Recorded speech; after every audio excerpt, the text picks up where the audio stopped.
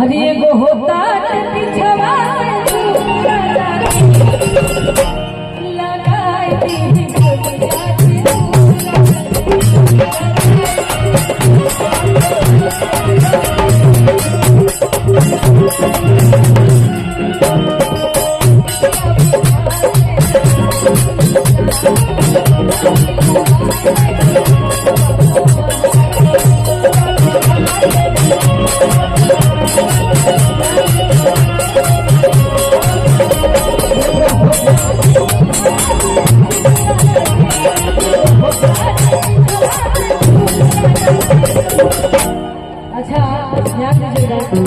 लोग कहते हैं कि महिलाएं अच्छा गाना सुनती हैं, अगर कुछ ऐसा वैसा गाना होता तो महिलाएं चली जाती हैं।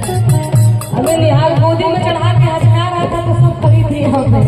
अच्छा गाना गाने लगे देखो आधा भाग गई। ये जमाना हो गया, क्या करेगा। लगाई दी